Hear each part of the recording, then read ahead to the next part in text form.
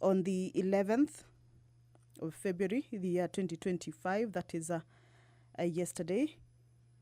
There was a sitting yesterday when the House, as per the standing order, was expected or supposed to appoint the members to the House Business Committee. However, that did not happen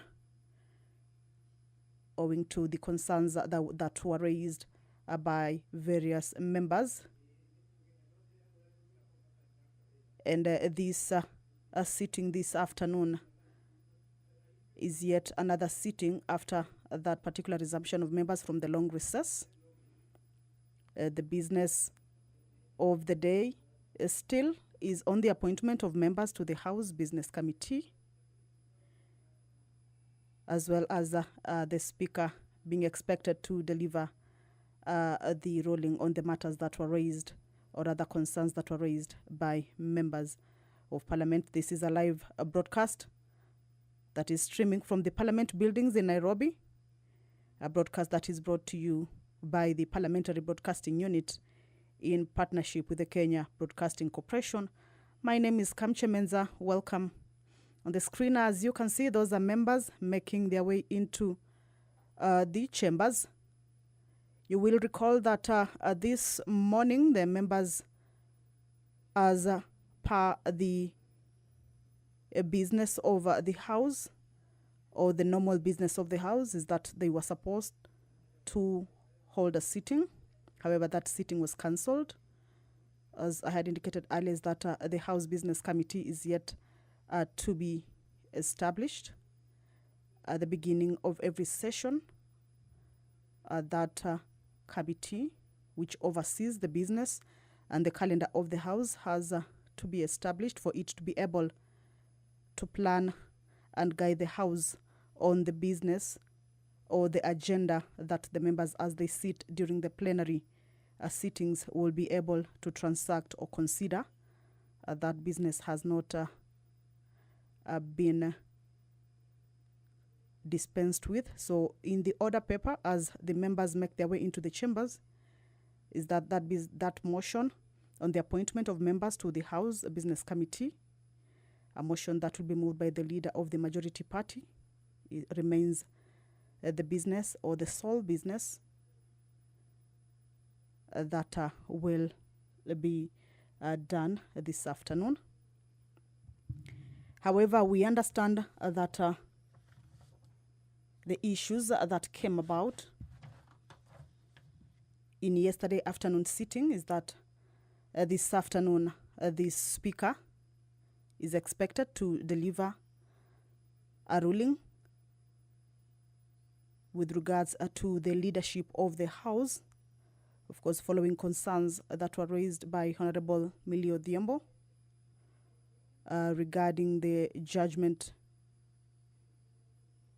on the majority party of the House. You will recall that yesterday afternoon sitting, each member of the House was given an opportunity by the Speaker to ventilate on that particular matter. Members giving their opinions on how that particular judgment, or rather the impact of that particular judgment on the business of the House.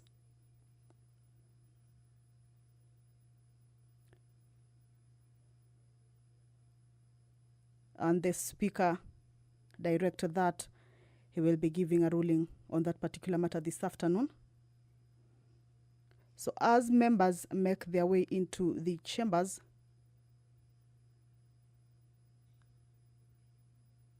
they expect that that particular ruling will be given, or that the direction on which side of the two factions in the chambers holds the majority side and which one holds the minority side. You will recall that yesterday, members of the minority side took their position, that is especially the leadership From the minority side, took their positions. On the majority side, however, I have just seen some of the leaders from the minority side are still on this other side. We will wait to see how that situation unfolds this afternoon as the Speaker comes to issue that particular ruling. The Speaker yesterday had indicated that the judgment from the High Court had quashed that decision on the leadership of the House, but the Speaker is the one who will decide the majority and the minority side, indicating that neither the court or any other institution can make a ruling affecting the House businesses or business. So even as members walk into the House for this afternoon sitting, that particular ruling is pertinent to how the business of the House will take place. Even the membership of the House Business Committee might or might not be affected. That will depend on how the Speaker rules.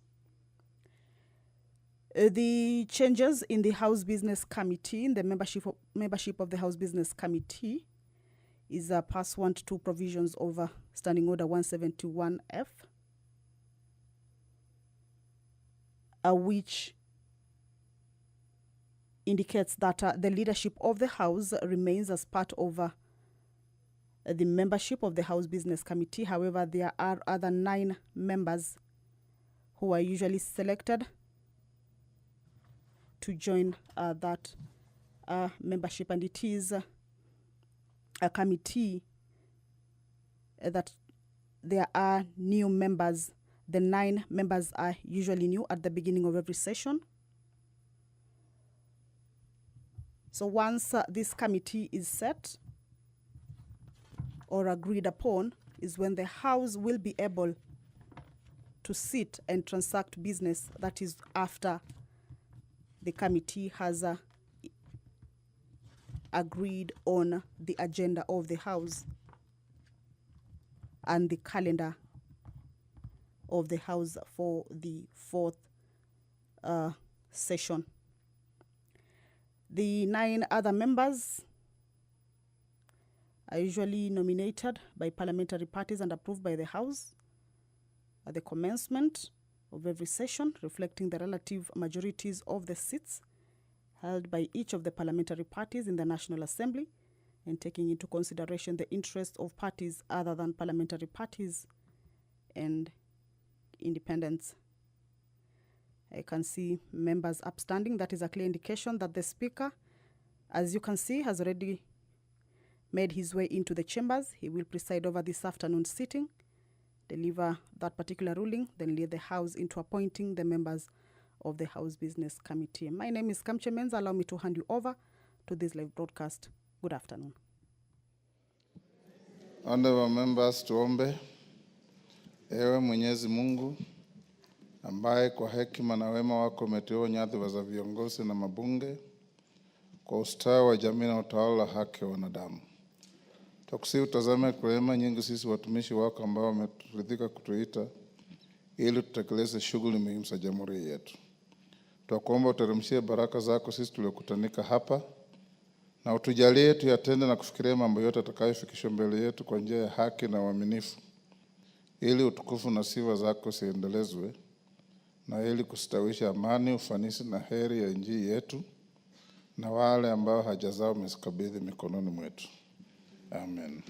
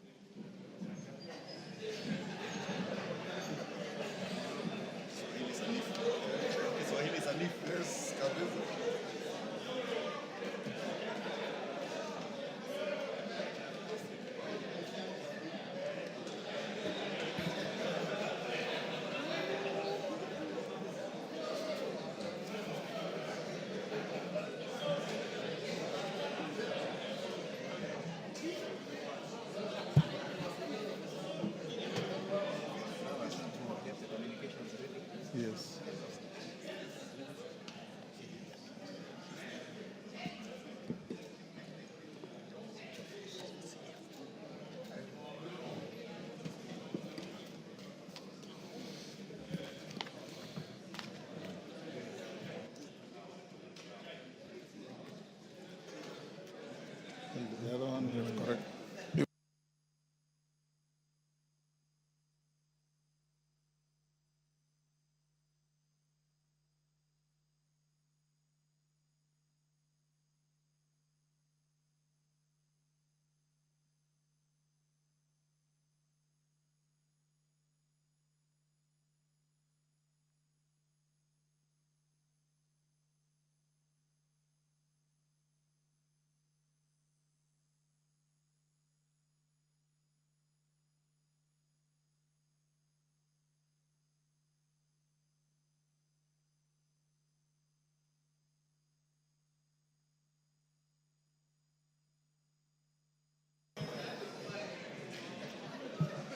Honorable members, we have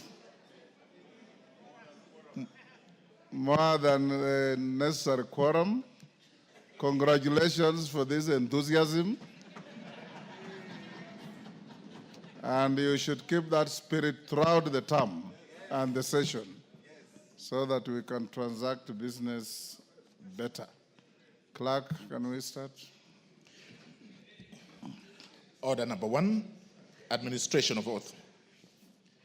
Order number 2, communication from the chair.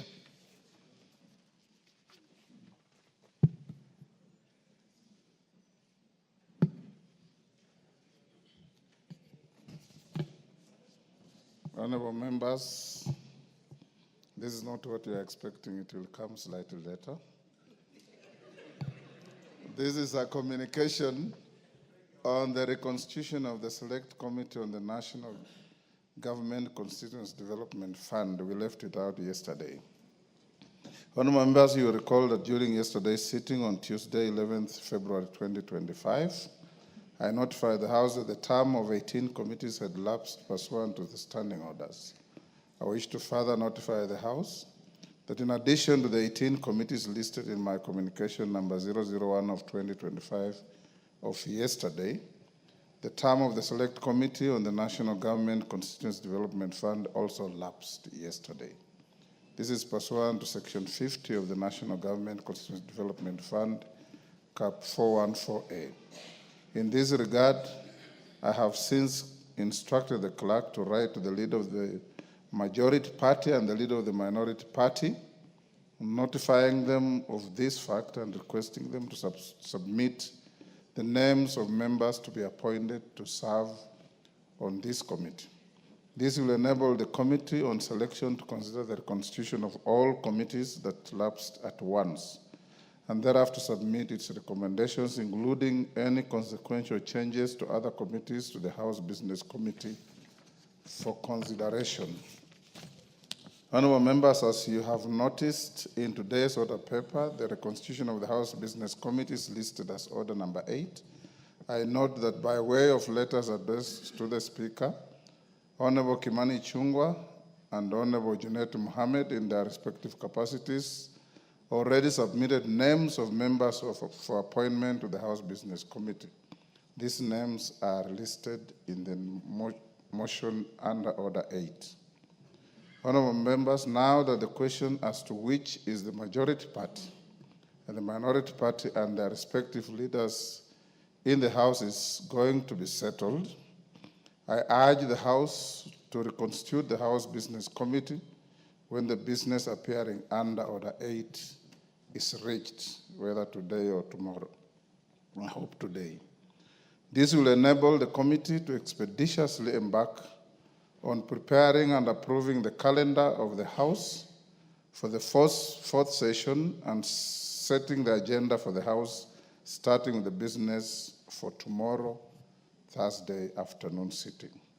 I also urge the leadership, once constituted, to expedite the constitution of the committees that lapse in order to facilitate timely consideration of priority business, particularly the business relating to the budget cycle for the financial year 2025-26.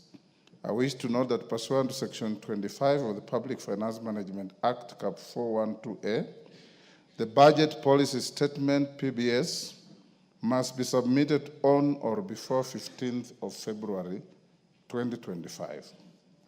Further, under Section 33(1) of the said Act, the debt management strategy of the national government over the medium term ought to be submitted to Parliament on or before the 15th of February 2025. Honourable members, today being the 12th of February 2025, I direct the clerk to urgently liaise with the National Treasury to ensure that the 2025 budget policy statement and debt management strategy are submitted to Parliament. The two documents ought to be tabled either in the course of today's sitting or during tomorrow's sitting, being the last available sitting day as per the prescribed timelines. Having said so, honourable members, strict statutory timelines apply to the consideration of the BPS by the Budget and Appropriation Committee and indeed the departmental committees. Therefore, the urgent formation of the Budget and Appropriations Committee and the Public Debt and Privatization Committee to consider the budget policy statement and debt management strategy cannot be overstated. The House is accordingly guided. Call out messages. Order number 3, messages. Members, take the nearest seats on whichever side you desire.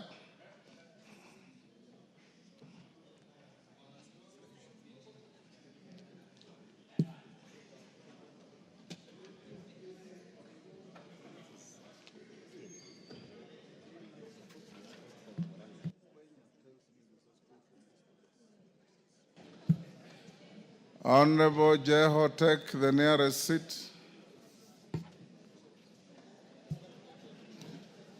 Honorable members, I have a message from the Senate. Order. Honorable members, pursuant to the provisions of Standing Order 45-5, I wish to report to the House that I have received 8 messages from the Senate regarding the passage of the following bills. 1, the Houses of Parliament Bicameral Relations Bill, National Assembly Bill number 44 of 2023. 2, the Cotton Industry Development Bill, Senate Bill number 5 of 2023.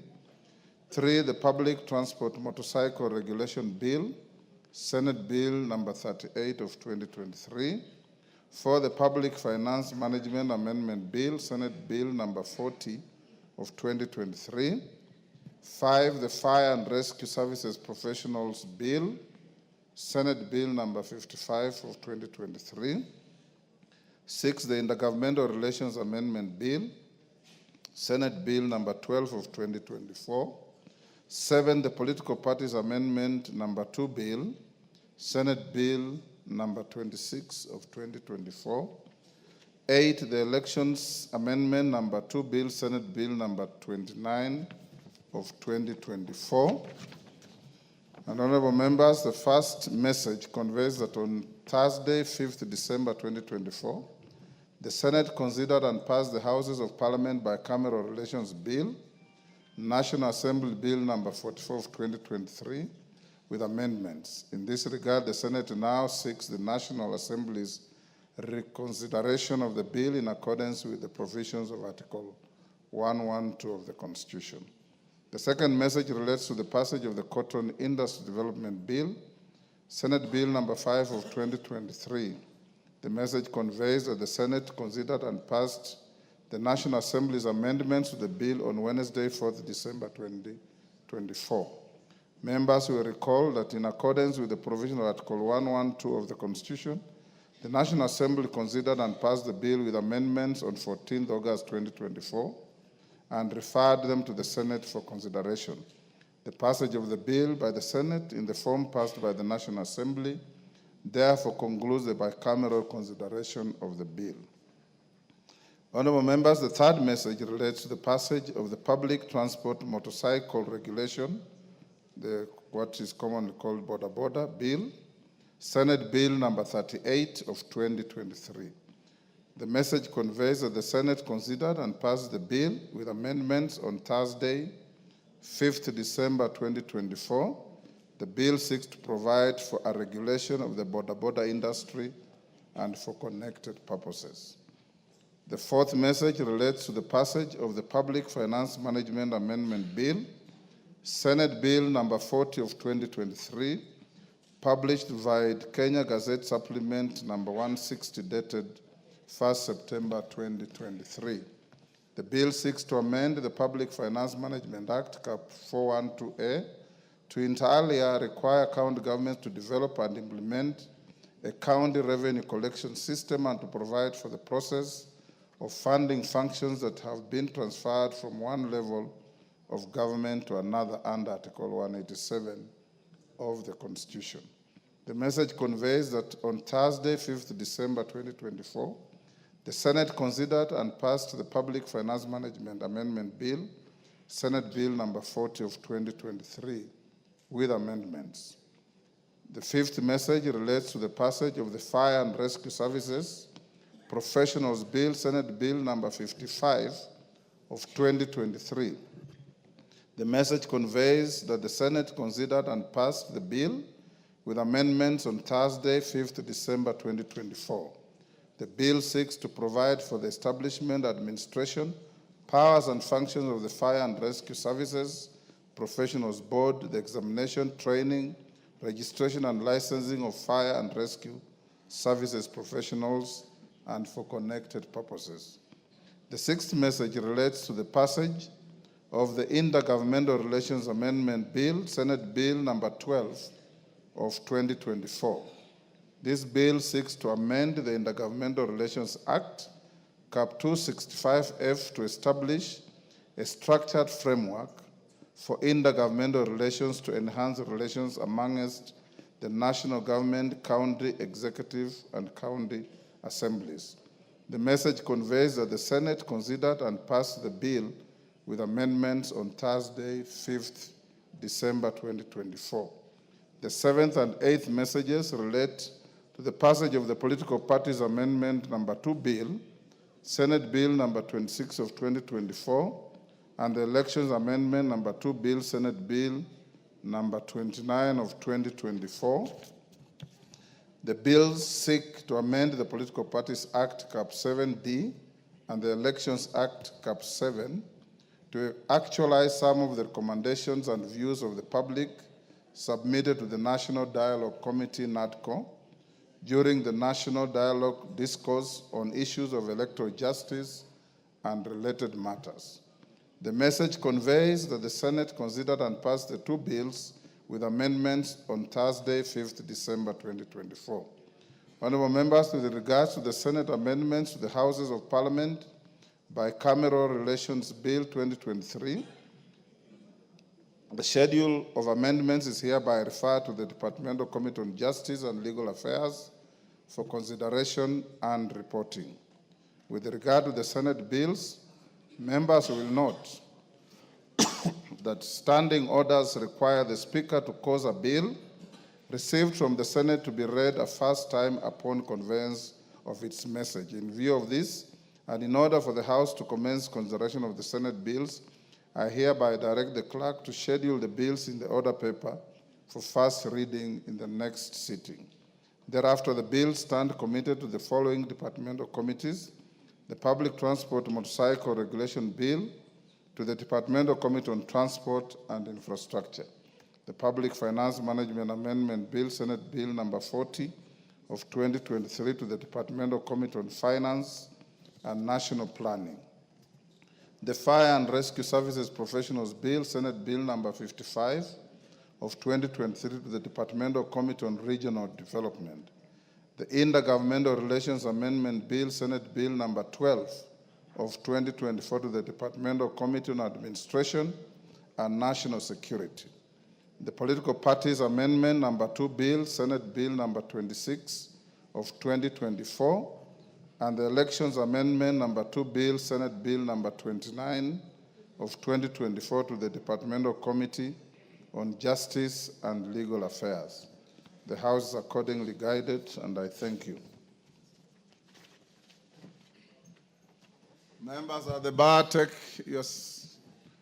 the nearest available seats. As we do so, allow me to acknowledge in the public gallery, I believe these are students from Kenya Institute of Management, Nairobi campus, Nairobi. On my behalf and on your behalf, I welcome them to the House of Parliament for this afternoon's sitting.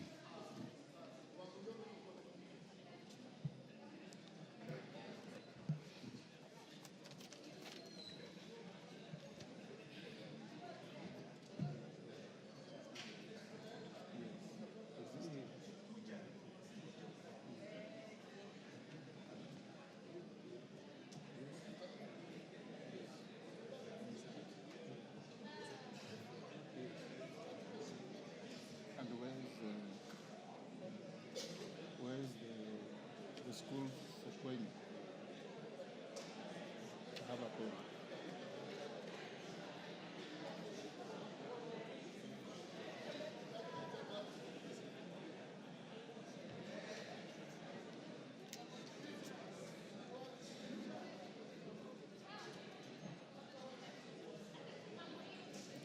Is it there?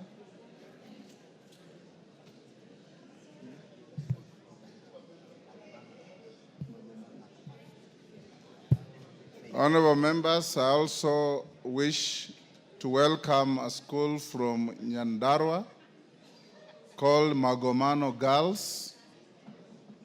I believe it's from Kinangop.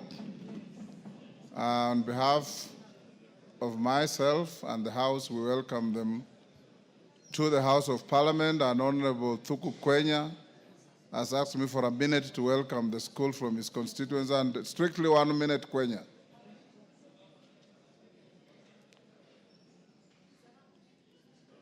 You are not allowed to wave at people in the gallery. I'm waving at, sorry, Mr. Speaker, I'm waving at the clerk Yes. for him to just spot where I am. Mr. Speaker, I thank you for this opportunity to welcome a great school in my constituency by the name Magomano Girls. And I want to assure them that the Parliament is a beautiful place to be and to work.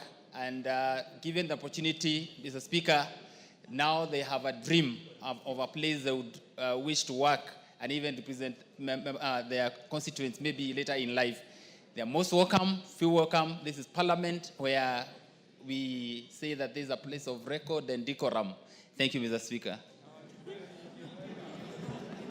Record and decorum, sometimes. Honorable members, order Dr. Nyikal take your seat. Otherwise, you'll stand for a little long.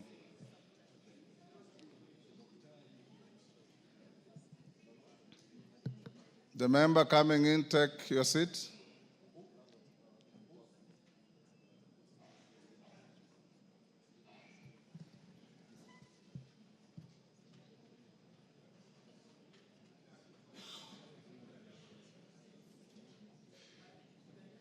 The next order. Order number 4, petitions. Order number 5, papers. Order number 6, notices of motion. Order number 7, questions and statements. Honorable members, before I go back to communication, I received a note from the Honorable Dr. Bukose, Chair of Finance, to the effect, Chair of Health, to the effect that he has traveled out of the country and he has designated Dr. Nyikal to lay on the table the statement on the SHA issue that we raised in Naivasha. Dr. Nyikal, are you ready with it? Chair, is it to lay or to deliver? And this is not chair, this is speaker. Sorry, so Speaker, to lay or to deliver? To deliver if you are ready before I give my ruling. So then I give it to the table. The direction was that the statement is to be presented to the House, and members will not know the content until they look for it after a long while. Yet the issues were that it is of public interest. Everybody wants to know what you are saying. Do we do that before we get into the business of the House? It is part of the business of the House. If you have it, Chair, then I'm not in a position to move it now, Chair. If you are not, that's okay.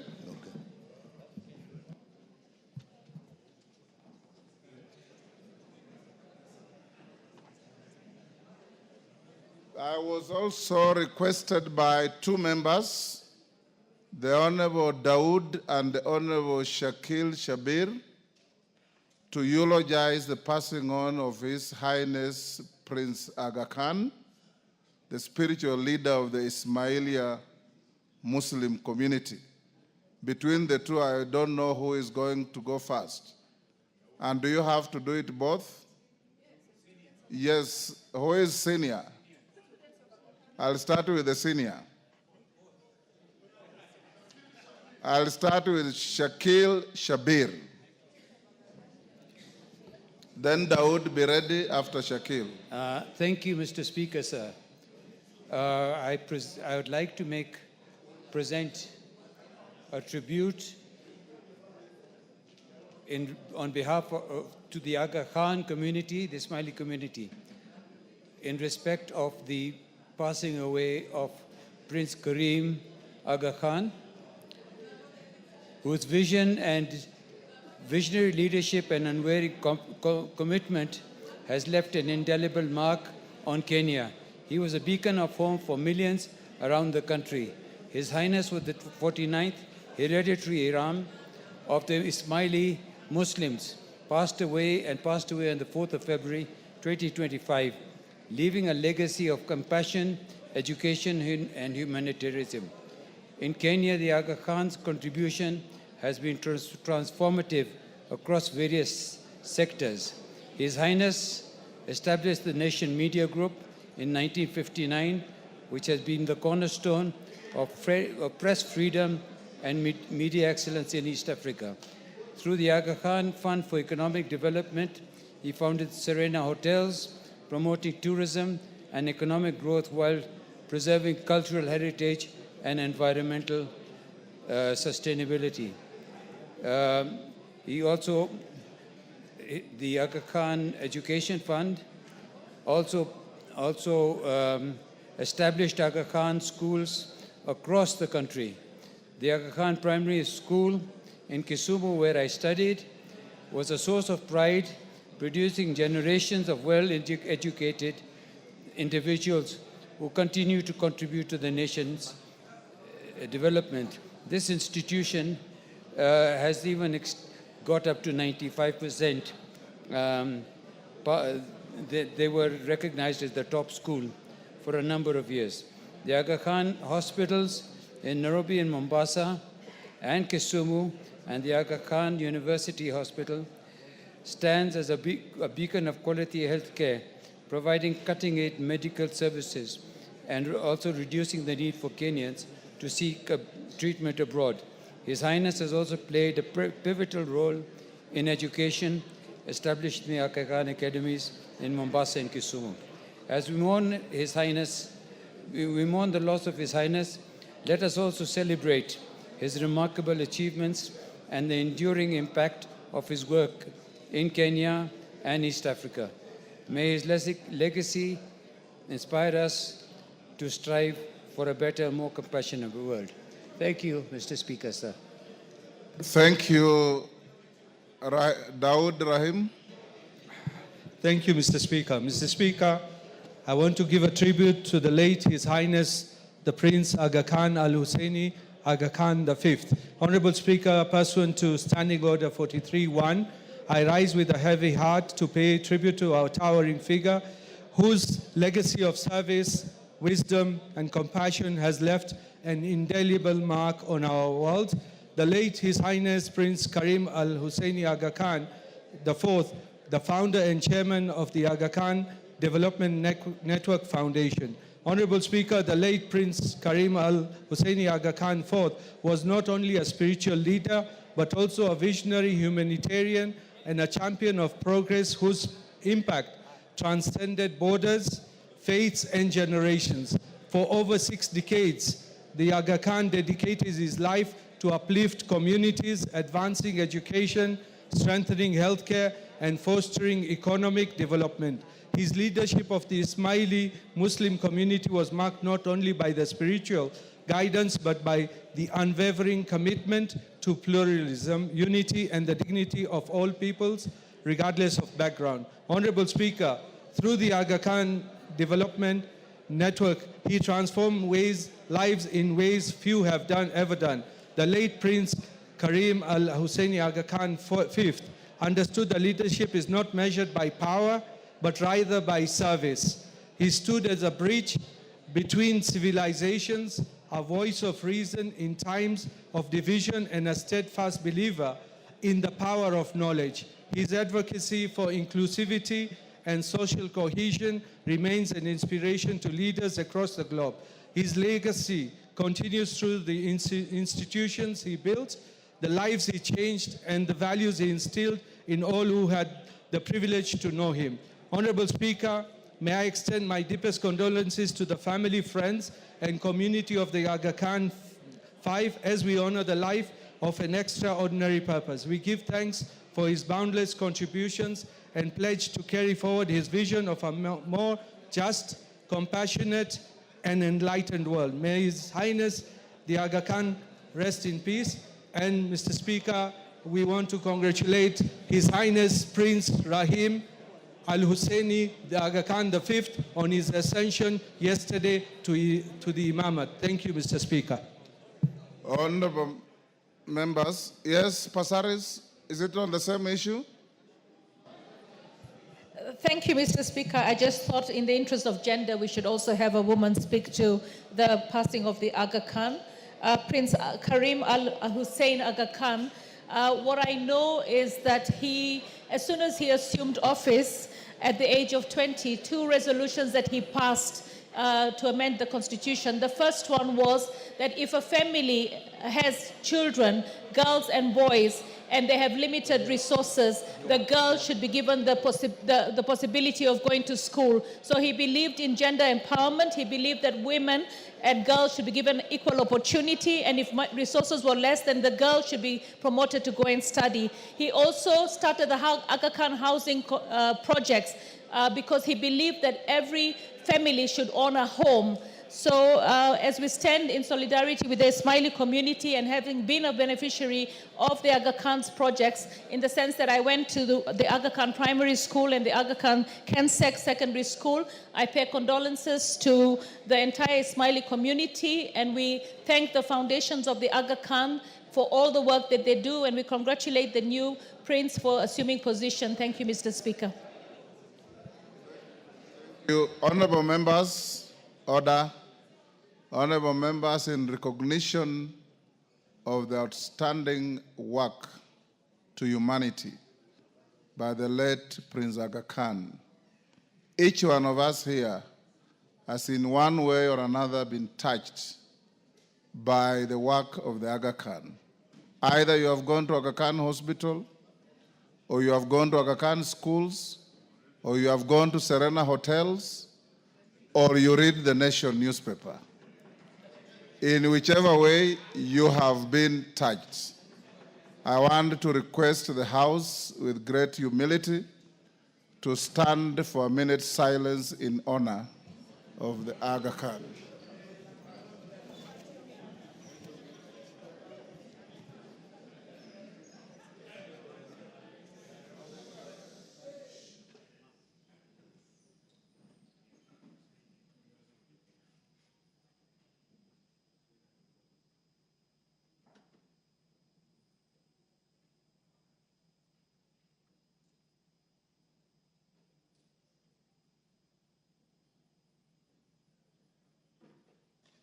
Thank you.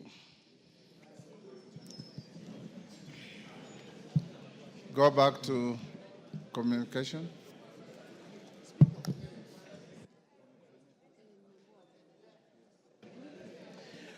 Order number 2, communication from the chair.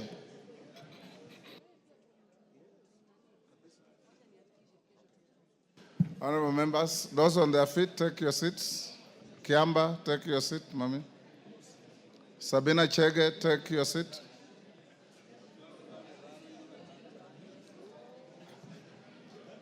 Honorable members, I have a communication to make on the leadership and continuity of the business of the House in the fourth session of the 13th Parliament. Honorable members, during the afternoon sitting of Tuesday, 11th February 2025, the member for Suba North, the Honorable Millie Odhiambo Mabona MP, rose on a point of order in relation to the designation of the majority and minority parties in the House and their respective leadership. In the point of order, the Honorable Millie noted that she had been aware of a judgment of the High Court in Nairobi, High Court case number E202 of 2023, Kenneth Njagi Njiru versus State Law Office and Jubilee Party of Kenya, where the court had declared the ruling contained in the communication made on 6 October 2022 on the majority and minority parties in the National Assembly as unconstitutional, null and void. In her view, the judgment declared the Azimio la Umoja One Kenya Coalition Party as the majority party. The Honorable Millie further noted that she had submitted a letter to the Speaker seeking the recognition of Azimio la Umoja One Kenya Coalition Party as the majority party and conveying the names of the Honorable Junet Mohammed as the majority leader and the Honorable Robert Mbui as the deputy majority leader. She concluded by seeking that the Speaker recuse himself from presiding over the proceedings and to allow the Honorable Deputy Speaker to recognize Azimio la Umoja One Kenya Coalition Party as the majority party, Honorable Junet Mohammed as the majority leader, and the Honorable Robert Mbui as the deputy majority leader. Notably, the Honorable Millie seems to have conveniently forgotten the fact that the Honorable Deputy Speaker is also a member of a political party and represents a constituency. As such, the Honorable Millie's concerns of impartiality would still have arisen if the Deputy Speaker was in the chair. Indeed, this applies to all members of the Speaker's panel. At the beginning of the debate, I gave honorable members some general direction in the issues from the judgment as I understood them, including the fact that the judgment did not bar the Speaker from presiding over the House. Indeed, the issue of how a vacancy arises in the office of the Speaker is expressly provided for in Article 106(2) of the Constitution. Arising from the point raised by the Honorable Millie, no less than 58 other members contributed to the debate that arose, with a number raising additional points of order. This included the Deputy Speaker, the Honorable Gladys Boss, Honorable Kimani Chungwa, the Honorable Junet Mohammed, the Honorable Adan Kainan, the Honorable Silvanos Osoro, the Honorable Sabina Chege, the Honorable Christopher Seka, the Honorable David Ocheng, the Honorable George Murugara, the Honorable Joseph McClap, the Honorable Omboko Milemba. Other members who contributed on the point of order were the Honorable Major Retired Bashir Abdullahi, Honorable Betty Maina, Honorable John Kiari, Honorable Timothy Kipchumba, Honorable Raphael Wanjala, Honorable John Chikati, Honorable Zahir Janda, Honorable Robert Mbui, Honorable George Murugara, I think that's repeated, Honorable Doris Donya, Honorable Wanami Wamboka, Honorable Tienda Molo, Honorable Karoli Omondi, Honorable Mwengi Mutuse, Honorable Duncan Madenge, Honorable Didmas Baraza, Honorable Jane Kagiri, Honorable Emmanuel Wangwe, Honorable Peter Kaluma, Honorable Dr. Lillian Kogo, Honorable Gideon Kimayo. Additionally, Honorable Nabina Bwera, Honorable Marian Kitani, Honorable Sakimba Parashina, Honorable Joyce Bensuda, Honorable Captain Retired Roeda Obo, Honorable Dr. Makali Mulu, Honorable Chiforo Mondo Mangale, Honorable Gidinji Kishimu, Honorable Majimbo Kalasinga, Honorable Dr. Robert Pukose, Honorable Musili Mawadhe, Honorable Kasim Tandaza, Honorable Baro Mohammed, Honorable Alice Nganga, Honorable TJ Kajwang, Honorable Dr. James Sinyikal, Honorable Ruth Odinga, Honorable Geoffrey Ruku, Honorable Dr. Wilfred Oundo, Honorable Kakai Bisau, Honorable Titus Lote, Honorable Ferdinand Wanyonyi, Honorable Kuria Kimani, Honorable John Waluke, Honorable Rahim Daoud, Honorable Gonsi Rai, and the Honorable Moses Kirima contributed to the debate. In broad summary, the ensuing debate crystallized the following issues. A, whether the court in its findings designated any party as the majority party or any party as the minority party in this House, and even in the affirmative, whether this was an invitation to the whips to invoke the provisions of Standing Order 19A and 20 on the submission of freshly elected party leaders. B, what were the implications of the judgment to the continuity of the business of the House, noting that the court expressly declined to grant the prayers sought by the petitioners to declare Azimio la Umoja One Kenya Coalition Party as the majority party and Kenya Kwanza as the minority party. Whether the judgment rendered the constitution of the House Business Committee, which is the core business at the first sitting of the House in a new session, impossible. Whether the judgment rendered the transaction of the business of the House impractical, and if in the affirmative, whether any intervention ought to be made so as to facilitate the National Assembly to continue discharging its constitutional responsibilities. What were the specific findings of the court in the judgment in question, and what is the effect on the proceedings and resolutions of the House in the pre-judgment 13th Parliament? Whether the judgment affects other facets of the House that are determined by the relative majorities and coalition agreements, such as the deputy party leaders, whips, chairs, chairing and membership of all House committees, membership of the Parliamentary Service Commission, nominations to the IEBC selection panel, and the Commission on Revenue Allocation. Whether the Speaker is a member of the House and how this relates to his political rights and party affiliation, and how the role of the Speaker in the House relates to the principle of impartiality. Whether certain aspects of the judgment violated the doctrine of separation of powers by constituting judicial encroachment into, 1, the internal affairs of the legislature contrary to the spirit of Article 124 of the Constitution that empowers each House to regulate its own procedure, and any attempt by the courts to prescribe a procedure for the Houses may stifle the ability of the House to discharge its constitutional mandate. The powers, privileges, and immunities accorded to the House and its membership by Article 117 of the Constitution, if matters done by Parliament officially in the furtherance of its constitutional mandate, will attract personal liability. Members at the bar, take the nearest seats.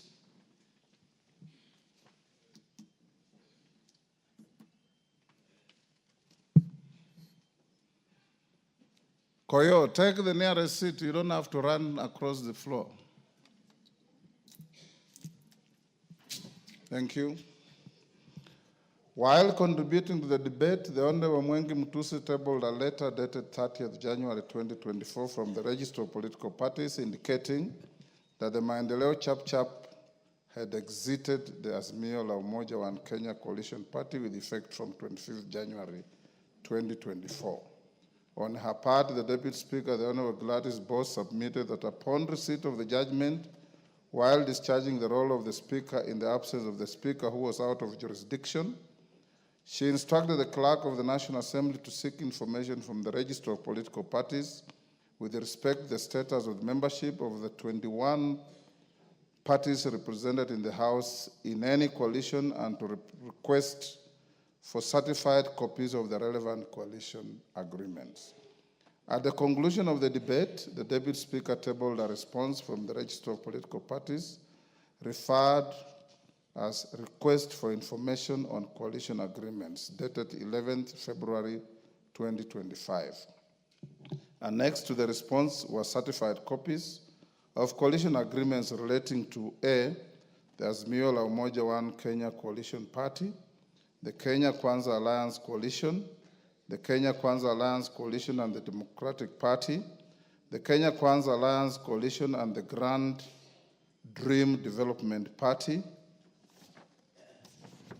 the Kenya Kwanza Coalition and the National Agenda Party of Kenya, the Kenya Kwanza Alliance Coalition and Chama cha Mashinani CCM, the Taifa Democratic Coalition. Consequently, members, I undertook to consider the concerns raised by the members and documents tabled by the Honorable Mutusa and the Deputy Speaker and to guide the House at this sitting. At the very outset, I wish to note that the judgment seems to have created an element of unprecedented confusion in the affairs of the House. This has affected the manner in which I have now been called upon to guide the House in light of the patent contradictions I have noted in the letter submitted by the Honorable Millie Odhiambo. In communicating confirmation of members of the Azimio coalition as the majority, the Honorable Millie signs off as the majority party whip, National Assembly, against a letterhead that also designates her as the minority chief whip. The letter also fails to attach any records of any meeting which the alleged decision of the coalition was made as required by the very standing orders 19A and 20 that she quoted and invoked. Viewed in isolation, the letter is in law defective. Nevertheless, I'll allow the honorable member some latitude in the light of the prevailing confusion. Honorable members, I've read the judgment, and it has been explained to me at length by our very able legal team. I find it quite unfortunate that misleading assertions have been made with respect to the findings of the court. Honorable Wanjala, keep your cool. The majority of the reporting has failed to note that the matter before the court related to a mixed bag of prayers sought by petitioners touching on the pending disputes in the Jubilee Party, the Finance Bill 2023, requests for a section of Kenyans not to pay taxes, and deeming of certain members to have resigned from their political parties, among others. A reading of the judgment reveals glaring factual and legal contradictions. I instructed that an appeal be lodged against the judgment forthwith. My guidance to the House should not be construed as a review of the findings and orders of the court, and that remains within the province of the judiciary. With respect to the issues raised by the members, I can only pronounce myself on matters that are necessary to facilitate the continuity of the business of the House. Consequently, the guidance I'm about to give shall strictly confine itself within those parameters. Honorable members, I wish to note that out of 34 prayers expressly sought by the petitioners, the High Court in its findings only granted 3 prayers and expressly declined the other 31 prayers. Paragraph 508 of the judgment reads, and I quote, "In the ultimate, we allow the petition to the following extent. It is hereby declared," that's Roman 1, "that the question as to which party or coalition of parties is the majority in the National Assembly in the 13th Parliament was determined by the sovereign will of the Kenyan voters during the 9th August 2022 general elections. 2, it is hereby declared that the Honorable Speaker's ruling on determination contained in his communication from the chair made on 6th October 2022 on the majority and minority in the National Assembly violated Article 108 of the Constitution and therefore is null and void. 3, it is hereby declared, I'm quoting from the judgment.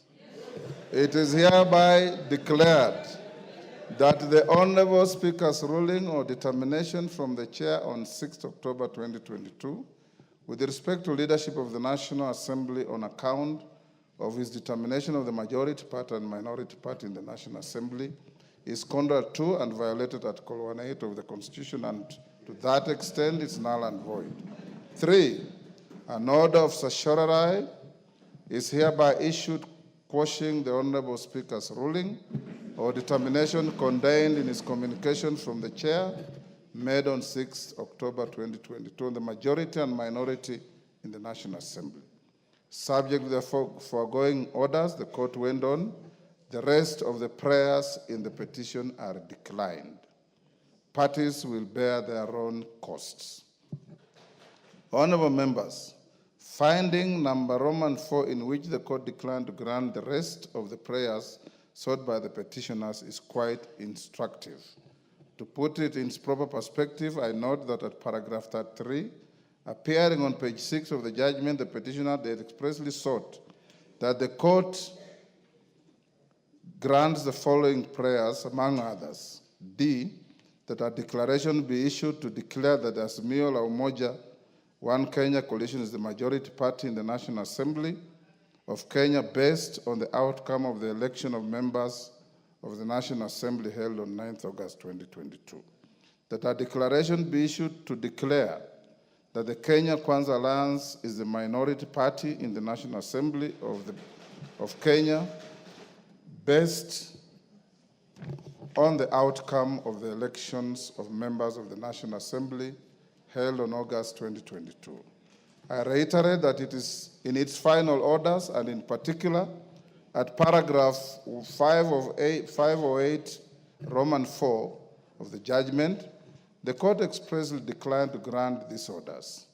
Therefore, in quashing the communication issued on 6 October 2022, the leadership of the National Assembly in the 13th Parliament, the court did not declare any party or coalition of parties as the majority or minority party, and neither did it declare any member of this House as the leader of the majority party, nor the leader of the minority party. This addresses the first and second issues. Honorable members, yesterday when all of you submitted, I kept quiet and listened. I implore you also to keep quiet and listen. It's a quid pro quo. Even the Honorable Millie, who raised the issue, is conducting herself like the distinguished lawyer she is, listening quietly. And for us, when we go to court as lawyers, even when the court rules against you, you stand up, bow, and say, "I'm much obliged, my lord."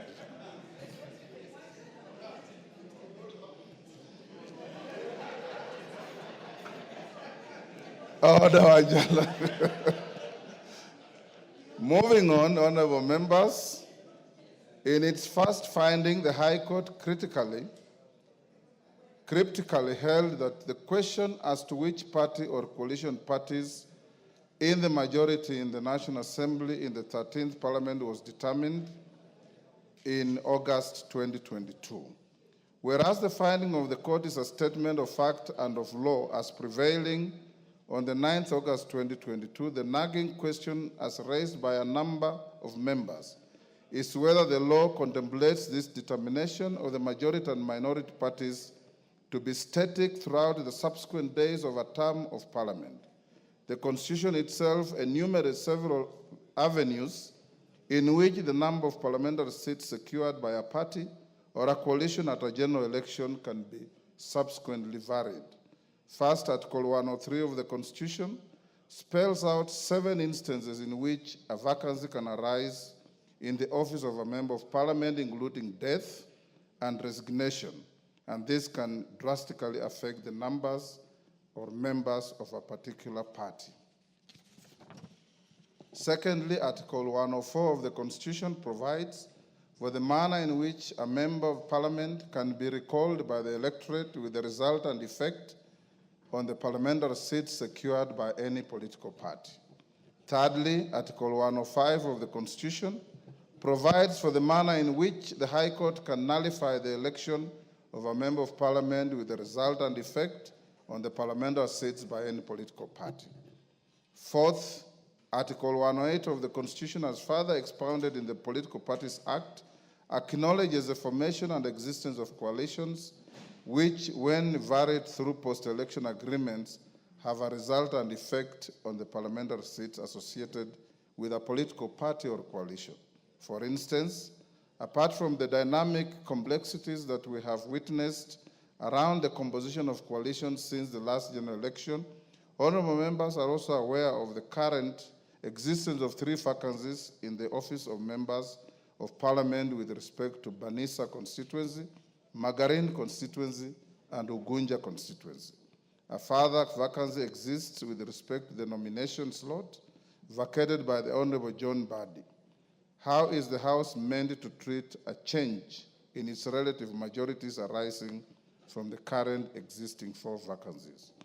Honorable members, to my mind, all the cited scenarios create avenues for the exercise of the sovereign will of the people to determine the majority and minority in the House. By quashing the guidance that I gave for purposes of ensuring the continuity of the business of the House, the court recreated the very same question that arose at the commencement of the 13th Parliament as to which party or coalition is the majority or minority in the House. Honorable members, the 3rd schedule to the Constitution prescribed the oath that I took pursuant to Article 74 of the Constitution before assuming office as your Speaker. Having been elected by yourselves on 8 September 2022, I swore to bear true faith and allegiance to the people and the Republic of Kenya. I undertook to faithfully and conscientiously discharge my duties as Speaker and to obey, respect, preserve, and protect and defend the Constitution. Critically, I also committed to do right to all manner of persons in accordance with the Constitution and the laws and conventions of Parliament without fear or favor, affection, or ill will. I did ask the Almighty God to help me in this crucial role and appended my signature to the physical version of the oath. With that in mind, whenever I am invited to render guidance to the House, it remains my solemn and singular duty to provide that guidance and way forward. My predecessors have previously upheld the significance of safeguarding the independence, powers, and privileges of this House and the doctrine of exclusive cognizance. Article 124 of the Constitution empowers the House to regulate its own procedure, and the other arms of government have a duty to refrain from interfering with this privilege. A question such as the one referring to the majority and minority party falls within this privilege and must, as of necessity, be guarded jealously and only resolved within Parliament. The Constitution and the laws and conventions of Parliament do not grant me the option of declining jurisdiction or issuing any guidance that effectively holds the operations of the House. My oath obligates me to ensure the uninterrupted functions of this House for the benefit of the people of Kenya. In its finding number 3, the court held that the communication was null and void.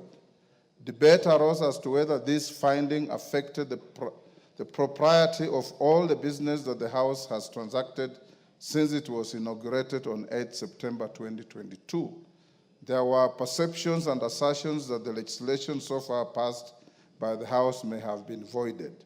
It should be beyond doubt that there was no order of the court in this regard to precipitate this kind of thinking, and there cannot have been such a blanket order as the issues placed before the court by the litigants did not question legality and competence of Parliament to legislate on matters before it, save for the prayers relating to the Finance Act 2023 and Appropriations Act 2023, and these prayers were expressly dismissed by the court.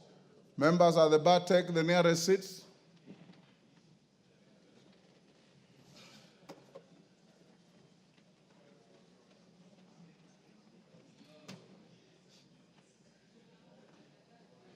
The nearest seats, Shinali.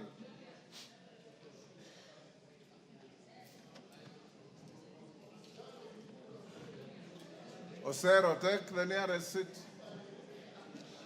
Thank you. It should be beyond doubt that there was no order of the court in this regard. Sorry, I've read that. As ably noted by the Honorable Member for Kikuyu, the decisions which arise from the business transacted by the House has no relation to which party is designated as the majority or minority.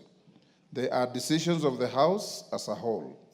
From where I sit, no debate can arise as to the legality of the actions taken by the House prior to the invalidation of the communication. I need not belabor this point. To the critical matter at hand, Article 108 of the Constitution establishes the offices of party leaders in Parliament and outlines the order of precedence to be observed in the National Assembly as follows. There shall be a leader of the majority party and a leader of the minority party. The leader of the majority party shall be the person who is the leader in the National Assembly of the largest party or coalition of parties. The leader of the minority party shall be the person who is the leader in the National Assembly of the second largest party or coalition of parties. The following order of precedence shall be observed in the National Assembly: the Speaker of the National Assembly, the leader of the majority party, and the leader of the minority party. In determining which party or coalition of parties is the majority party and minority party, primary reference has to be made to the results of the last general election. As noted in previous guidance on the designation of the leadership of the House, the exercise must be informed by reference to formal records of membership of the political parties represented in the House and their affiliations, if any, with each other through pre- and post-election coalition agreements. It will be noted that the Independent Electoral and Boundaries Commission, IEBC, via Gazette Notice number 99509951 of 2022, both dated 23rd August 2022, Gazette Notice number 10535 of 2022, dated 5th September 2022, Gazette Notice number 10537 of 2022, dated 7th September 2022, and Gazette Notice number 10710 of 2022, dated 9th September 2022, declared all the persons duly elected and nominated as members of this House and their respective parties at the general election. With respect to the affiliation between the parties currently represented in the National Assembly, Standing Order 2B requires the Clerk of the National Assembly to obtain a certified copy of any coalition agreement entered into between two or more political parties. As guided in previous rulings by the speakers of this House, Standing Order 2B was intended to allow the House to determine its relative majorities and resolve, among others, any disputes between constitutive parties of coalitions, to the membership of the Parliamentary Service Commission, nominations to the Commission on Revenue Allocation, and positions in the East African Legislative Assembly. Honorable members, indeed, as noted by members in their contributions to the debate herein, the continuity of the business of the House and consideration of the orders of the court under finding Roman 1 of the judgment would be significantly embedded without access to the most current information on any coalitions formed or dissolved by the parties represented in the House today, and any variation in the membership of those coalitions and parties. This information must be juxtaposed against the current membership of the House. Indeed, several members, including Honorable Millie Odhiambo, Honorable Junet Mohammed, Honorable Peter Kaluma, Honorable Mboko Milemba, Honorable David Ocheng, Honorable Sabina Chege, Honorable Mwengi Mutuse, Honorable Major Retired Bashir, and others referred to what they call changed circumstances in the composition of the respective coalitions and parties within the House. Allow me to take you, honorable members, down memory lane, just but for illustration. During the 7th Parliament, where yours truly was a member, There arose a leadership dispute between Ford Asili and Ford Kenya as to which party was the official opposition. Each party had 31 seats, leading to a dramatic and humorous incident where the late Honorable Martin Shikuku, you may recall that the leader of Ford Asili was the Honorable late Kenneth Matiba, who was not having good health at the time. So Martin Shikuku, as the Secretary General of the party, was the de facto leader of the party in the House. They were leading dramatic and humorous incidents where the late Honorable Martin Shikuku and the late Honorable Mzee Jaramogi Oginga Odinga alternatively claimed the seat reserved for the leader of opposition in the House on a first-come, first-occupied basis. The dispute was finally resolved following the defection of Honorable Njuguna Njoroge from Ford Asili, the then member for Makuyu, who defected to KANU. Thereafter, Ford Kenya became the de facto official opposition party, with the Honorable Jaramogi Oginga Odinga as the leader of the official opposition, subsequently followed by the Honorable Wamalwa Kijana after the demise of Mzee Odinga. The dispute, it would therefore be beyond absurdity for your Speaker to blindly designate the leadership of the House without reference to formal communication of the membership of various coalitions and the relative majorities of the House as at today. The designation must take into account any changes in the various coalitions, vacancies in the membership of the House, and other relevant realities. As it was stated by the Deputy Speaker, in order to establish the existence and status of coalition agreements affecting the affairs of the National Assembly, she instructed the clerk to write to the Office of the Registrar of Political Parties on the evening of 7th February 2025, seeking information. A, membership of the 21 political parties represented in the National Assembly in any coalition, including coalition political parties, and the dates relevant to the membership. Any variations in the membership of the coalitions and coalition political parties and the dates of the variations. C, certified copies of pre-election and post-election coalition agreements relating to the parties and the status of the agreements.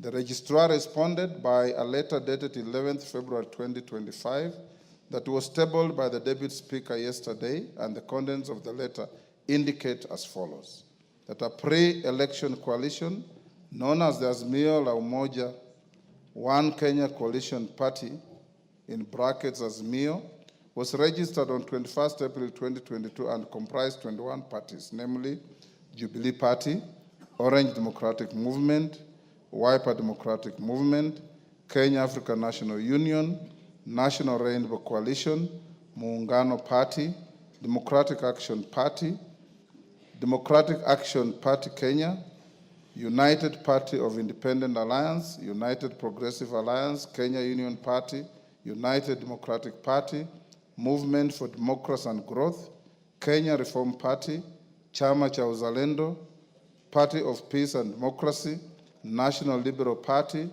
People's Trust Party, Ubuntu People's Forum, Party of National Unity, Labour Party of Kenya, and the Party of Growth and Prosperity.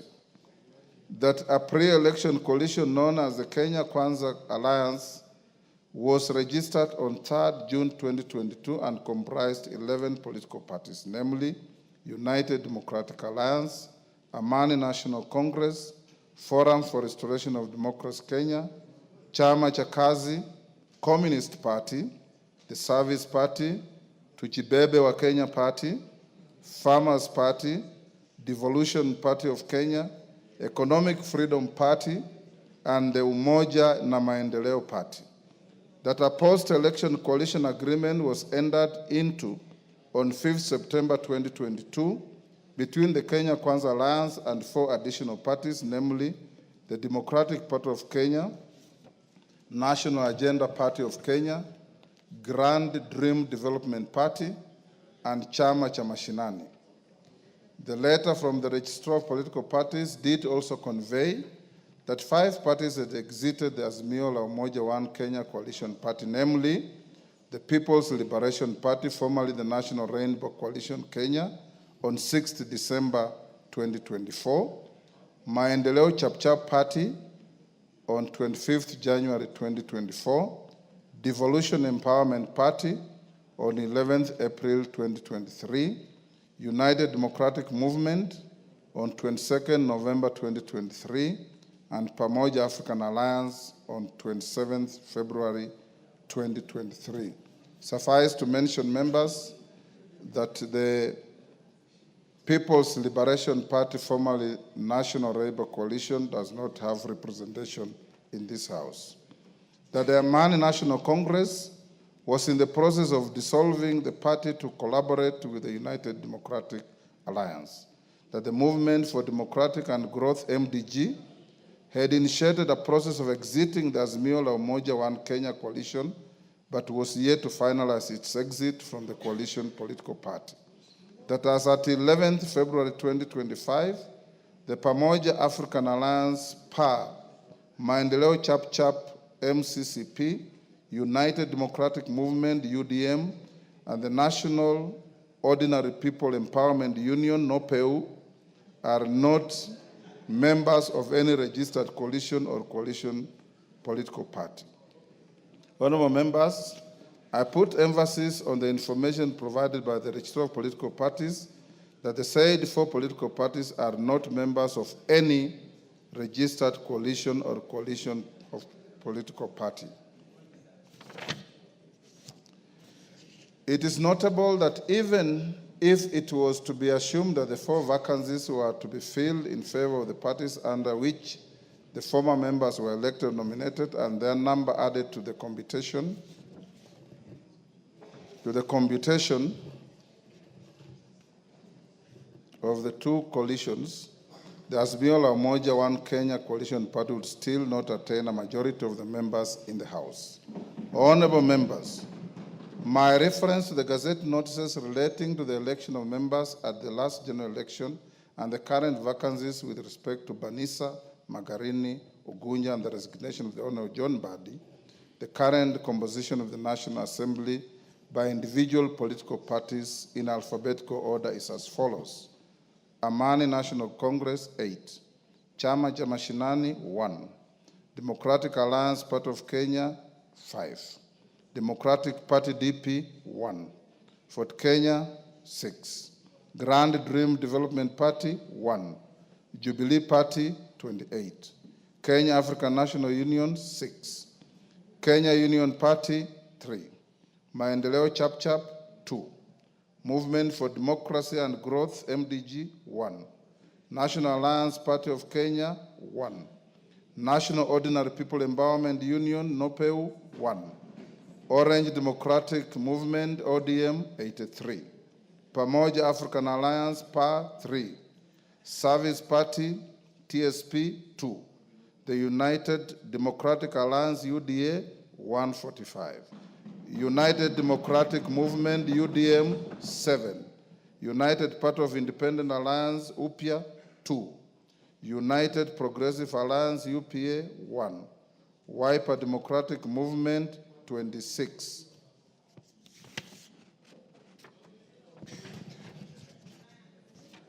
A simple calculation of the cited numbers with reference to the communication and coalition agreements received from the register of political parties indicates the cumulative number of the members of the constituent parties of the Azimio la Umoja One Kenya Coalition Party and the Kenya KWANZA Alliance as follows.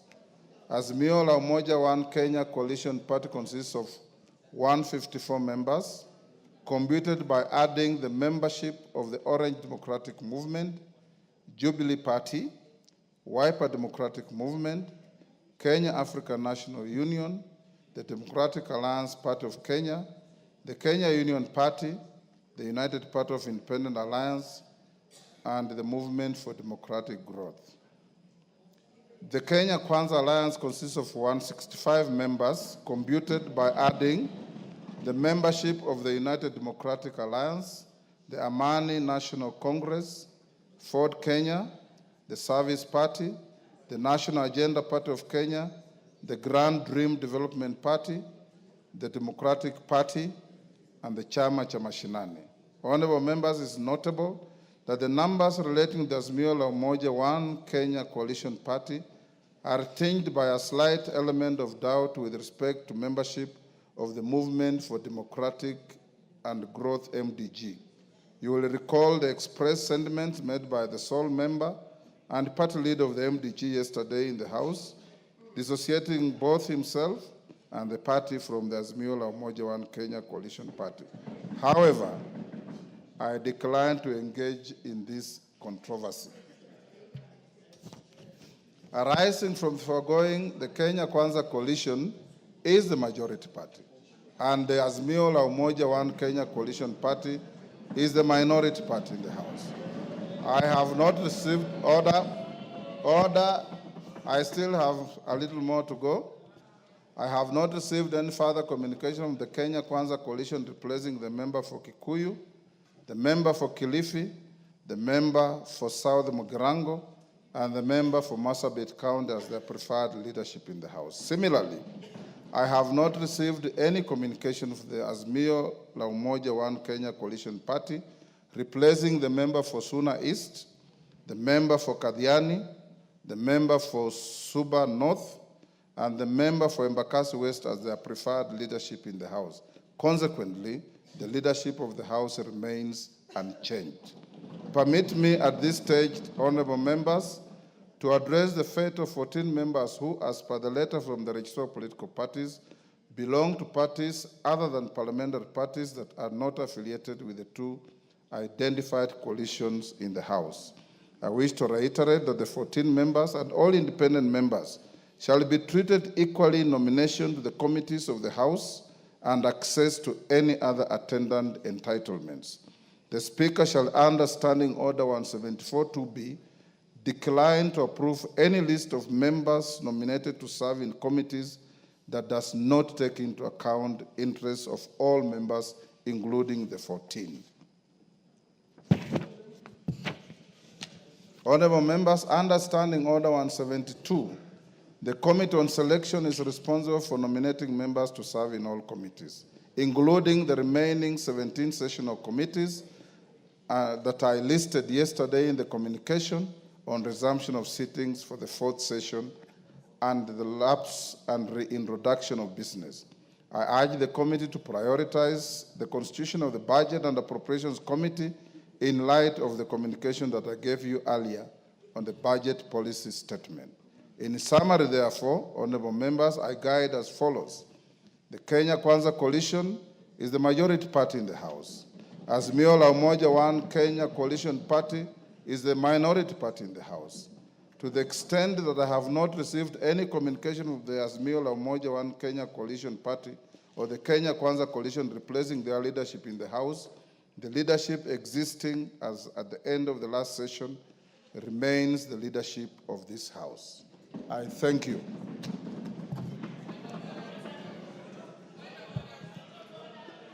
Yes, Millie, this was your point of order. Honorable members, I am not opening any debate. I'm giving Honorable Millie because she was the owner of the point of order.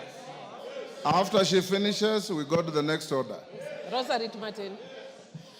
Thank you, Mr. Speaker. Mr. Speaker, actually in compliance with Standing Order number 87-2,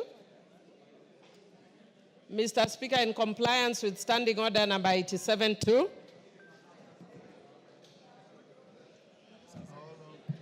somebody was calling me. Yes, I just wanted to indicate that in compliance with Standing Order number 87-2, I am actually not going to raise any issues regarding... May I have my standing orders? Go on now. Thank you. Yes, go on. Yeah, thank you, Mr. Speaker. Mr. Speaker, I just wanted to say that in compliance with Standing Order number 87-2, I will not raise any issues regarding the communication that you have just given. I'm a very law-abiding citizen and cognizant of our standing orders. And further, Mr. Speaker, I also just wish to indicate that as Azimio, and much more so, those of us who are very keen on ensuring that Baba clinches the AU position, we want to be sure that we follow the rule of law and that we support a broad government which is not based. And we are encouraging the government to be both broad and based.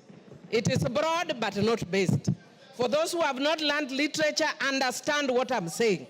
This government is broad, but it is not based. So don't call us to be in a broad-based government. It has to be broad-based government. And Mr. Speaker, I also just want to say that as Azimio, we follow. No, I'm not going to congratulate you. Mr. Speaker, this one is talking towards me, but I ignore him. Ignore him, you are senior. He should listen to me. I'm ignoring him. Osoro. As Azimio. Honorable Osoro. But Mr. Speaker. Millie Odhiambo is your learned senior. Yes. Listen to her. But Mr. Speaker, don't even worry, I can handle him. I'm capable in all manner to handle him. Mr. Speaker, as adherents, as Azimio, we are adherents to the rule of law. And Mr. Speaker, as those who adhere to the rule of law, I want to indicate just that the way you say as lawyers, yeah, that we speak as lawyers. Yes. I want to indicate that as Azimio, we very respectfully disagree. I will not go to the substance. But we very respectfully disagree with your communication. And Mr. Speaker, I want to say, again, a philosophy in my local community that says, "Ngamatek konyono kwesimeru." When a strong man steps on your mother's pipe, you tell your mother to remove her pipe. That philosophy acted when my mother, in the generation of my mother. In my generation, if angamatek onyono kwesimeru, you point at the eyes. You point at the eyes of Ngamatek, respectfully. So, Mr. Speaker, I want to say that today, you are Ngamatek. Ngamatek is the strong man. You are stepping on my mother's toe. But I will respectfully tell you, Mr. Speaker, that I don't agree with you as a strong man, that you are stepping on my mother's toe. And as Azimio, we are going to take further action until you stop stepping on my mother's pipe. And I respectfully, Mr. Speaker, note your communication. Thank you, Honorable Millie Odhiambo. Order. I'm not opening any debate. Honorable Millie Odhiambo, that is how the law works. It is not necessarily popular. It's not necessarily likable. It is just the law. Shakespeare said it's an ass. It is the law. So when you obey the law, sometimes you may step on somebody. Sometimes you may not. But the law remains the law, and in the law we trust, in our constitution we trust. Finally, I want to join all of you in wishing our patriarch, our leader, Raila Amolo Odinga, success in the election as the chair of the African Union Commission, where the first vote to be cast will be that of President William Samoei Ruto of Kenya. I have also, Honorable Millie Odhiambo, directed the majority leader and his counterpart after this ruling that in constituting committees, they should go beyond broad and base. Order. I will not open any debate. Next order.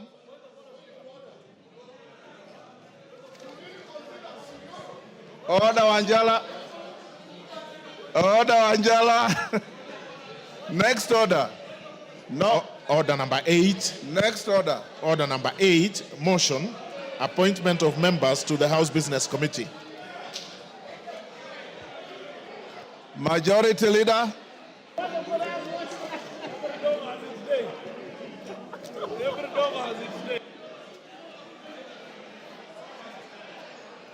Majority Leader.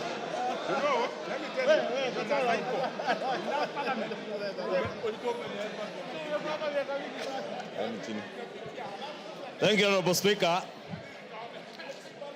Honorable Speaker, I beg to move that pursuant to the provisions of Standing Order 17-1, Order, members, those who are recessing, recess quietly.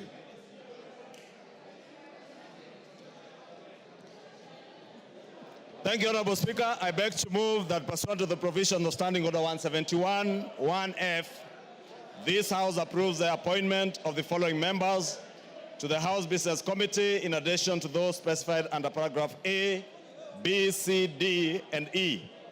1, the Honorable Omboko Milemba, CBS MP. 2, the Honorable Robert Mbui, CBS MP. 3, the Honorable Faith Wairimo Gitao, MP. 4, the Honorable Samuel K. Chepkonga, CBS MP. 5, the Honorable Adan Welie Keinan, CBS MP. 6, the Honorable Tom Joseph Francis Kajuang, MP. 7, the Honorable Sarah Paulata Korere, MP. 8, the Honorable Joshua.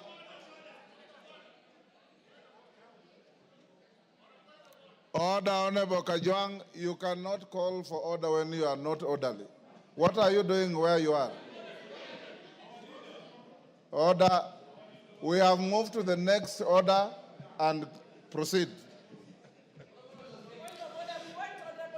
7, the Honorable Sarah Paulata Korere. Pardon? MP. Why is he? Order, I did not give a chance to anybody except the mover of the notice of motion. Go on. Yes. Ichungwa, go on. 8, the Honorable Joshua Mbidi Mwalio, MP. 9, the Honorable Umul Ker Kasim Sheikh, MP. Honorable Speaker, as members may know, this is a very critical committee. And Honorable Speaker, the other members of the committee sit in that committee by virtue of their offices. And with those few remarks, I beg to move and request the Honorable Aden Keinan to second the motion in agreement. Keinan. I second, Mr. Speaker. Order, honorable members. Order. Take your seats. Order. Honorable members. Order. Honorable Millie's point of order was not a party point of order. It was a point of order by the distinguished member for Suba North. And upon delivering the communication, I dutifully gave her an opportunity to say what she said. And that has ended that matter. We are now on order number 8. I now propose the question, which is that pursuant to the provision of Standing Order 171-1F, this House approves the appointment of the following members of the House Business Committee, in addition to those specified under Orders A, B, C, D, and E. Honorable Mboka Milemba, CBS MP. Honorable Robert Mbui, CBS MP. Honorable Faith Wairimu Gitao, CBS MP. Honorable Samuel K. Chepkonga, CBS MP. Honorable Adan Welie Keinan, CBS MP. Honorable Mboka, I'm proposing the question. I've not put any question. So actually you're out of order. Honorable Tom Joseph Francis Kajuang, CBS MP. Honorable Sarah Paulata Korere MP. Honorable Joshua Mbithi Mwali MP. Honorable Omulher Kasim Sheikh MP. Yes, yes, Cynthia. Thank you, Honorable Speaker, for giving me an opportunity to make a comment in regard to the House Business Committee that has been constituted Honorable Speaker, I note that these are members that were sitting in the same committee last time, and they did a beautiful job, Honorable Speaker, and I want to support their nomination back to the House Business Committee. Honorable Speaker, it must be noted that the House Business Committee is the engine of this House, and we appreciate their acceptance to actually run the business of this House, Honorable Speaker.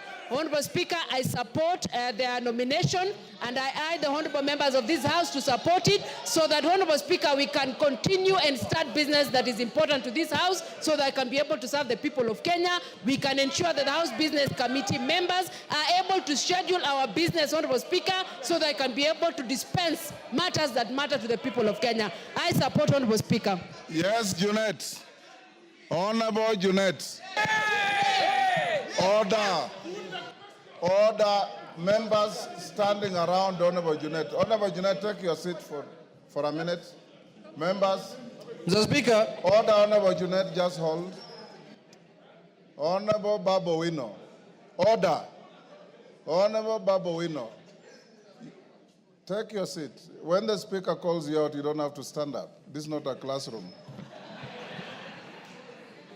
You are rarely in this House. And when you come, you want to cause disorder. Take your seat. Order, Honorable Junet. I've given you your point of order. Mr. Speaker, I have no intention to speak about your ruling, Mr. Speaker. I want to speak on the matter that is before the House now. Mr. Speaker, under instructions from our parliamentary group, Mr. Speaker, before you put the question, I have been asked to convey to you on the floor of the House that we have withdrawn our members from the House Business Committee, Mr. Speaker. Yes. So it will be a nullity for the House to pass the membership from our side, Mr. Speaker. Now you can consider me as majority or minority, whichever way you can take. Yeah. Honorable Junet, a question has already been proposed. Yes. Honorable Ichungwa, order, Honorable Ichungwa, I call upon you to reply. Thank you, Honorable Speaker. Honorable Speaker, in reply, let me say the House Business Committee is properly and duly constituted. And with or without the participation of the 4 members of the Azimio Coalition, the House Business Committee would sit.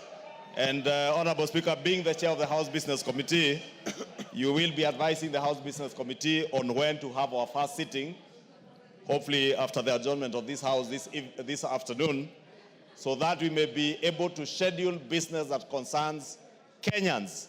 Because, Honorable Speaker, what we have engaged in from yesterday does not concern the people of Kenya who have sent us to represent us in this House. What we have been engaged in, Honorable Speaker, from yesterday up to the drama that you witness now is a drama touching on leadership positions by leaders and leadership positions in the House. But what is more important to all of us, Honorable Speaker, is the leadership positions that have been given to us by the people of our constituencies as their representatives in the House. And that is what we should put ahead of every other consideration. Honorable Speaker, I said it yesterday. The perks of the leader of majority are similar to the perks of the leader of minority. These seats are nothing personal to anybody. Honorable Speaker, even the chairs of committees, Honorable Speaker, the small sitting allowance they get as chairs of committees do not even commensurate with the amount of work that chairs and vice chairs of committees have to put in and the amount of sacrifice that they make, Honorable Speaker. And therefore, I would really want to implore on all our members, including my brothers and sisters from the Azimio Coalition, to put the people that they represent ahead of their own interests as leaders and conduct the business of the House in addressing the pertinent issues that are concerning the people of Kenya today, Honorable Speaker. As you indicated, Honorable Speaker, we have business to have all the 18 committees whose term have come to an end reconstituted, Honorable Speaker, some of which have a huge implication on the lives of our people. You have seen students in both our primary and secondary schools are waiting for school capitation. The cabinet yesterday did approve the supplementary appropriations bill, and this is the money that Kenyans are waiting for. Money to go to our children, not just for bursaries, but even for school capitation, to enable government to also hire the additional 20,000 teachers that are going to help our schools, Honorable Speaker. And those are the things, Honorable Speaker, that I say should be concerning us now. And I really want to urge that you do convene the House Business Committee, hopefully immediately after this vote, Honorable Speaker, for us to be able to schedule business and reconstitute those committees that will help us to pass the budget policy statement for this year and the supplementary appropriations bill that will be coming to this House in the next few days. Thank you, Honorable Speaker, and I beg to reply. Honorable members, before I put the question, it is important that we put certain matters in proper perspective. Standing Order 58 reads as follows. After the question has been proposed on a motion, the motion shall be deemed to be in the possession of the House, and such motion shall not be withdrawn without the leave of the House. That's number one. Number two, I received communication from Honorable Kimani Ichung'wah, Honorable Junet Mohammed, and I want to put it on record so that it is clear to all Kenyans. Honorable Kimani Ichung'wah wrote to the Clerk of Parliament, Samuel Njoroge, on 6th of February as follows, and this is after I had spoken personally to both Honorable Ichung'wah and Honorable Junet, asking them to propose names to the House Business Committee. Honorable Ichung'wah wrote, "Dear Sir, reference nomination of Kenya Kwanza Alliance members to the House Business Committee. Further to your letter referenced NA L&P HBC/2025/CORR in bracket 001 dated 3rd February 2025, I hereby submit the following names of members of the Kenya Kwanza Coalition for appointment to the House Business Committee, in addition to those specified under Standing Order 171, 1B and D. The Honorable Samuel Chepkonga, CBS MP, was in Gishu County, Male. The Honorable Omboko Milemba, CBS MP, Vihiga County, Male. The Honorable Faith Wairimu Gitao, CBS MP, Nyandarua County, Female. The Honorable Joshua Mbithi Mwalio MP, Machakos County, Male. The Honorable Umulkhair Kasim Sheikh MP, Mandera, Female. Yours sincerely, Honorable Kimani Ichung'wah, AGH MP, Leader of the Majority Party, copy to the Right Honorable Dr. Francis Moses Masika WETANGULA, AGH MP, Speaker of the National Assembly. On the 10th of February, I received a letter from the Honorable Junet Mohammed, addressed to the Clerk of the National Assembly. Dear Sir, reference nomination of members to the House Business Committee. Your letter dated 3rd February 2025, reference NALP HBC/2025/CORR 001 refers. The Minority Party nominates the following members to the House Business Committee in accordance with the standing orders. The Honorable Mbui Robert MP, the Honorable Francis Kajwang Tom Joseph MP, the Honorable Walie Adan Keinan MP, the Honorable Korere Sarah Paulata MP, yours sincerely, Junet Mohammed, Honorable EGH MP, Suna East Constituency, Leader of the Minority Party in the National Assembly. At the time the Honorable Junet wrote this letter, the judgment under contestations that has gone on yesterday was already out. And he knew and designated himself, rightly so, as the minority leader. I call out today for the motion to be moved. The majority leader moved the motion, and it was seconded by the Honorable Keinan. Once a motion is moved, you can either move an amendment seeking the necessary support from the House that shall be put to a vote, or you keep your cool. You do not change the content of a motion by picketing on the floor of the House and making statements that are completely unparliamentary and unhelpful.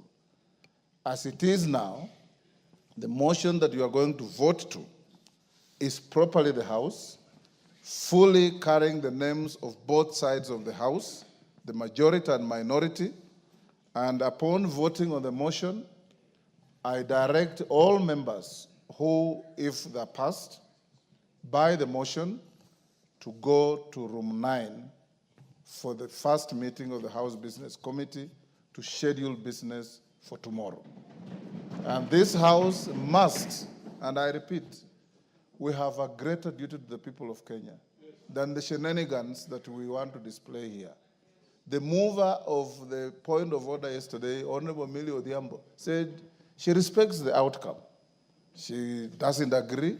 That is part of fair game in an arena that is judicial or quasi-judicial, like this House. Like I said, we go to court, you lose a case, you don't fight the judge, you don't insult the judge, you say, much obliged, my lord, you'll come to fight another day. That is how the law works. I now put the question, honorable members, that pursuant to the provision of Standing Order 171(1), and I repeat, no member listed on this motion has been withdrawn, because the withdrawal of any member on a motion like this can only be through an amendment to the motion. I now put the question, which is that pursuant to the provision of Standing Order 171(1)(f), this House approves the appointment of the following members to the House Business Committee in addition to those specified under paragraphs A, B, C, D, and E. Honorable Mboko Milemba, CBS MP. Honorable Robert Mbui, CBS MP. Honorable Faith Wairimu Gitau, CBS MP. Honorable Samuel K. Chepkonga, CBS MP. Honorable Adan Wailie Keinan, CBS MP. Honorable Tom Joseph Francis Kajwang, CBS MP. Honorable Sarah Paulata Correra, MP. Honorable Joshua Mbithi Mwalio, MP. Honorable Omolher Kasim Sheikh, MP. As members of that opinion say aye. Aye. Will those of the contrary opinion say nay? The ayes have it. Honorable members, you may be upstanding, there being no further business in the House. The House stands adjourned until tomorrow, Thursday, the 13th February 2025 at 2:30 p.m. And before the Speaker's procession, members who have been approved to the House Business Committee move to room 9 immediately for the House Business Committee.